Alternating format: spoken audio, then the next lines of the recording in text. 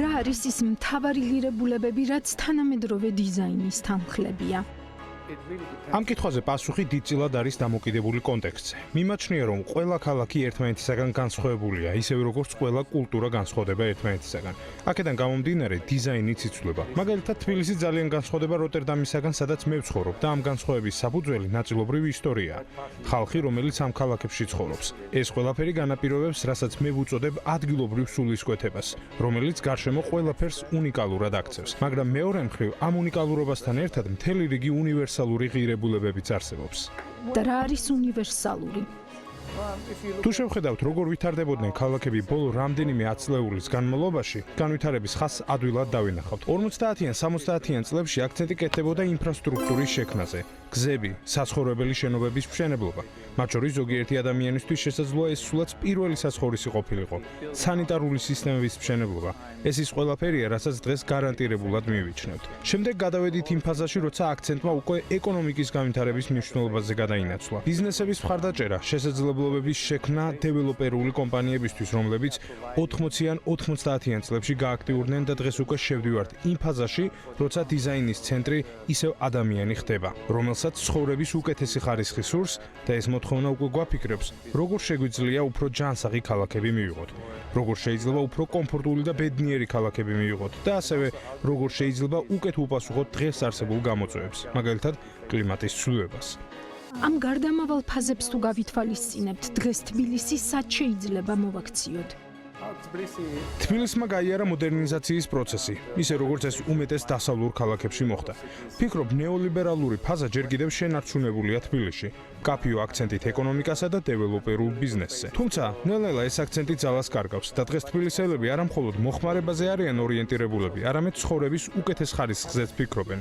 მწვანე სივრცეები, ნაკლები დამოკიდებულება კერძო ავტომობილების მოხმარებაზე. სწორედ ამ დისკუსიებს ვადევნებ თვალს, რაც მაგალითად ამსტერდამში 10, 15, 20 წლის წინ წარიმართა და დღეს თბილისის მოსახლეობისთვისაც აქტუალური ხდება. და მეც ინტერესით ვადევნებ თვალს, როგორ წარიმართება ეს პროცესი.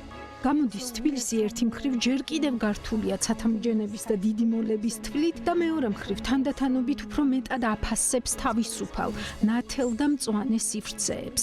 ასე ხედავთ მოცემულობას. დიახ, ასე მგონია. უკვე გაქვთ რამდენიმე თვალში მოსახვედრი ცათამბჯენი და როგორც თქვენ ამბობთ, ცოტ-ცოტას ჯერ კიდევ ვითვლით რამდენი ახალი შეემატება. თუმცა მეორე მხრივ ახალი ტრენდის იგრძნობა უკვე ქალაქში. ქალაქისგან მეტი სიამოვნების მიღების, უკეთესი საცხოვრებელი გარემოს შენების, უფრო ჯანსაღი გარემოს ტრენდი და ისეთი ქალაქი, სადაც ნავიგაცია უფრო უსაფრთხო და უფრო სწრაფია, ფეხით სეირნობის და მომავალში სავარაუდოდ ველოსიპედით გადაადგილებისთვის. ეს არის ის მოთხოვნები, დისკუსიის ის საკითხები, რომლებიც ნელ-ნელა ძლიერდება და ფეხს იკიდებს ამ საზოგადოებაში. ფეხით და ველოსიპედით გადაადგილება ახსენეთ და ამ ინტერვიუსთვის მზადების პროცესში ერთ საკმაოდ საინტერესო კონცეფციას წავაწყდი, რომელიც თურმე დღეს ძალიან პოპულარულია ურბანული დიზაინის სფეროში. ეს 15 წუთიანი ქალაქის კონცეფციაა. თბილისი როგორ ერგება ამ კონცეფციას? კონცეფცია თავისი არსით, ურბანულ ისტორიას თუ გადავხედავთ, საკმაოდ ძველია. ამ კონცეფციის არსი მდგომარეობს იმაში, რომ ქალაქს ისეთი დიზაინი უნდა შეუსაბამო, რომ სულ რაღაც 15 წუთი დაგჭირდეს იქამდე მისასვლელად, რაც ყოველდღიური ცხოვრებისთვის გჭირდება. მანქანის გამოგონებამდე ზუსტად ეს ხდებოდა. ბუნებრივად ასე შენდებოდა ქალაქები.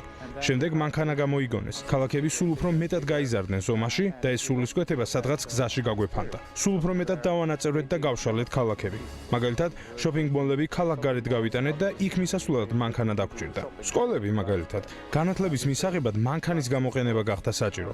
შევქმნით დასახლებები, სადაც მხოლოდ საცხოვრებელი სახლები ავაშენეთ. ისე გამოვიდა, რომ ქალაქების განვითარება დაეყო ვარაუდს, რომ ყველას უნდა ჰყოლოდა მანქანა. ახლა ისევ შორდებით ამ მიდგომას, რადგან უკვე ცხადად ვხედავთ, რომ გამუდმებით კერძო მანქანებზე დამოკიდებულება რეალურად პრობლემაა. და ეს 15 წუთის კონცეფცია სინამდვილეში ხელახლა გვაცნობს მიდგომას, რომელსაც კაცობრიობა საუკუნის წინაც იყენებდა. და აქცენტს ისევ იმ აუცილებლობაზე აკეთებს, რომ ფუნქციონირებისთვის აუცილებელი ყველა დაწესებულება თუ პუნქტი 15 წუთის სავალზე უნდა გქონდეს.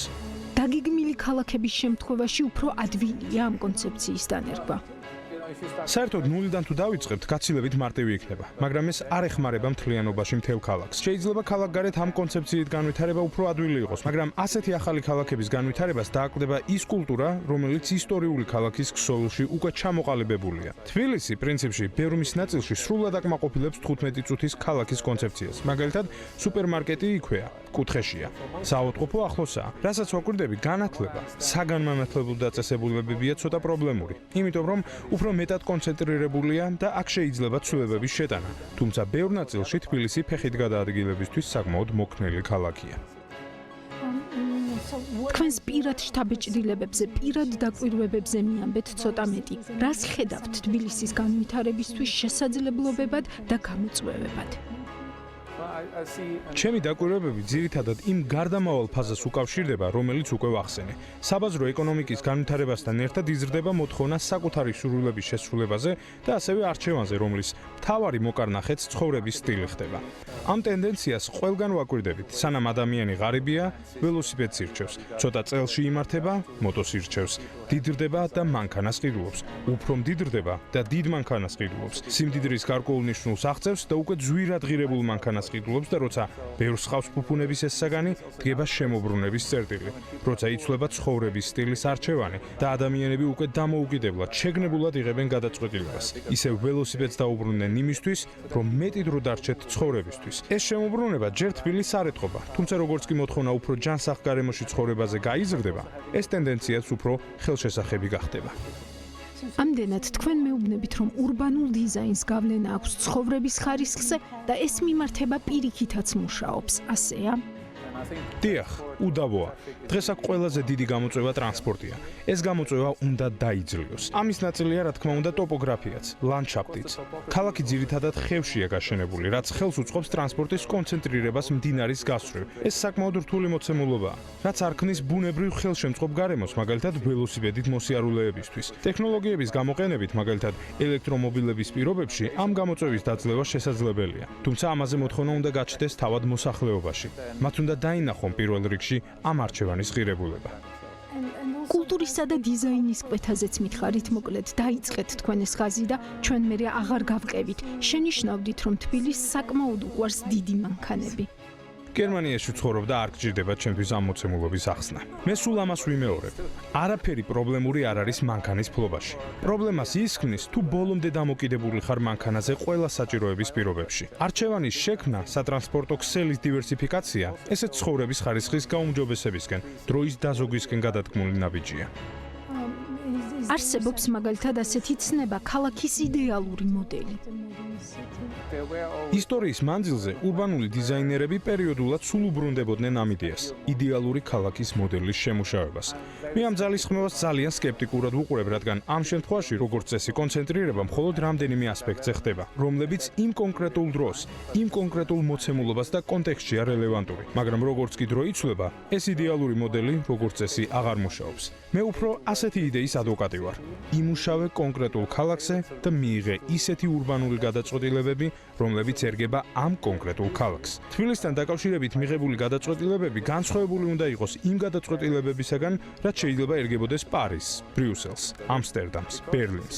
იმიტომ რომ თავად ეს ქალაქებია ერთმანეთისაგან განსხვავებული. მათი ტოპოგრაფიაა განსხვავებული, კულტურაა განსხვავებული, გამოწვევებიც განსხვავებულია ერთმანეთისაგან. ამიტომ მიმაჩნია, რომ რაც უფრო ახლოა მიღებული გადაწყვეტილებები ქალაქთან, რაც უფრო კონკრეტული და უნიკალურია, ეს იმ ქალაქის მოსახლეობის სიამაყესაც ზრდის და იმ პრობლემებსაც უკეთ გადაჭრის, რაც კონკრეტულად ამ ქალაქს ახასიათებს. ამდენად მე სკეპტიკურად ვუყურებ ყველაფერს, რაც ინათლება როგორც იდეალური. ურბანულ დაგეგმარებაში არ არსებობს ასეთი ცნება იდეალური. იდეალურია ის, რაც მუშაობს. რას შეუძლია გარდაქმნას თბილისი საცხოვრებლად უფრო მიმზიდველ ქალაქად? როგორც უკვე აღვნიშნე, ტრანსპორტი გამოწვევაა. ქალაქში ფეხით გადაადგილებისას ადვილად გრძნობ ჰაერის დაბინძურებას და მისთვის დამახასიათებელ სპეციფიკურ სუნს. ამას ემატება ხმაურიც. ეს ორი პრობლემა, როგორც წესი, ურთიერთგადაჯაჭვულია ხოლმე. კიდევ ერთი დაკვირვება მსხვილი ინფრასტრუქტურის განლაგებას უკავშირდება. ერთი შეხედვით, თბილისი მიმზიდველი ქალაქია ფეხით მოსიარულეთათვის, თუმცა მეორე მხრივ დიდ ინფრასტრუქტურას როცა მიადგები, მერე უკვე ბარიერს აწყდები. ეს ნაწილობრივ ამცირებს მობილობას ქალაქის შიგნით, რაც რეალურად სამწუხაროა, რადგან თბილისს ძალიან ლამაზი უბნები აქვს და ფეხით მათი მოვლა უფრო ადვილი რომ იყოს, ადგილობრივებიც სულ სხვანაირად აღიქვამდნენ გადაადგილების მათ წინაშე არსებულ არჩევანს. რამე რეცეპტს ხომ არ დაგვიტოვებთ, საიდან დავიწყოთ გარდაქმნა? ერთი უნივერსალური გადაწყვეტა არ არსებობს. ყოველთვის ამ რეკომენდაციას გავცემ. დააკვირდით სხვა ქალაქებს, მათ რა მოიფიქრეს, როგორ გადაჭრეს პრობლემები. შეისწავლეთ, ოღონდ არ გადმოიწეროთ. ისწავლეთ და გადაჭრის თქვენეული გზები იპოვეთ. მაშინ ასე შევაჯამოთ, რა შეიძლება იყოს საქართველოსთვის საუკეთესო პრაქტიკა, რომელ ქვეყნებს ჯობს დავაკვირდეთ თქვენი დათქმებით.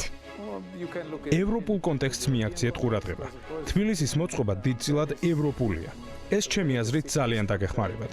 გირჩევთ ასევე დააკვირდეთ მსგავსი კონტექსტის მქონე ქვეყნებსაც, პოსტსაბჭოთა გამოცდილების მქონე ქვეყნებს. საბჭოთა დროის ქალაქების დომინანტური მოდელები არსებობდა, რაც ამ სივრცის ყველა ქალაქისთვის მეტნაკლებად დამახასიათებელი იყო. ეს გავლენა ამ ქალაქებში ჯერ კიდევ მკაფიოდ იგრძნობა.